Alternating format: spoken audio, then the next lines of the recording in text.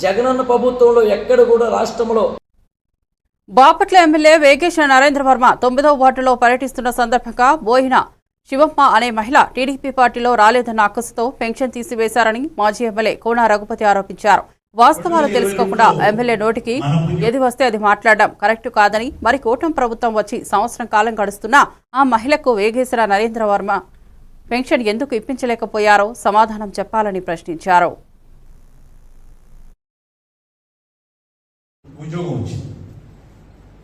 ఉద్యోగం వచ్చినప్పుడు ఆ బిడ్డకి పెన్షన్ తీసుకుంటున్న కూతురు ఉద్యోగం వచ్చింది,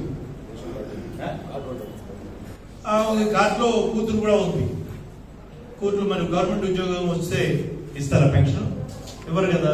మరి ఇప్పుడు జగన్మోహన్ రెడ్డి గారి టైంలో అయితే మళ్ళీ మరి చంద్రబాబు నాయుడు ఏమైనా ఇస్తారో మనకి తెలియదు. ఇస్తామంటే మనం వాళ్ళ కూడా పెట్టించేవాళ్ళు, చాలా మంది రెడీగా ఉన్నారు దానికి కూడా.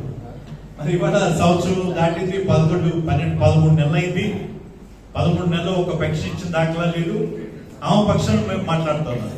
ఆ రకంగా ఆమెకు పెన్షన్ పోతే మనం తీసేసామని, ఆమె పార్టీలోకి రానందున ఆమె కష్టపట్టుకుని ఆమె పెన్షన్ తీసామని చెప్పి నిన్న నోటికి ఎంత వస్తుంది మాట్లాడుతూ పోయాడు. అసలు ఎవరామా? సాంబయ్య అని చెప్పి తెలుగుదేశం నాయకుడు మా వారిలో, ఆయన చనిపోయాడు 2018లో. మరి 18లో పోతే ఆమె భార్యకు మనం ఇచ్చాం పెన్షన్. 2019 మనం వచ్చిన తర్వాత ఆమె పెన్షన్ మనం ఇచ్చాం. ఆమె చనిపోయింది, సాంబయ్య చనిపోయినటువంటి 9 నెలల దాకా వాళ్ళకి పెన్షన్ ఇవ్వడానికే చేత కాలేదు. మన పార్టీ అధికారంలోకి వచ్చిన తర్వాత ఆ కొల్లూరు సాంబయ్య భార్యకి మనం పెన్షన్ ఇచ్చాం. ఈ కూతురు, ఈ కూతురికి మనం పెన్షన్ తీసేసామని చెప్పి నిన్న మన మీద అపోహ వేసి తిరుగుతూ ఉన్నాం. నేను చెప్తా ఉన్నాను, ఒక బాధ్యత గల పదవిలో ఉన్నాం. ఒకరి గురించి మాట్లాడే మీ ప్రతిపక్షం ఏమన్నా మాట్లాడచ్చు.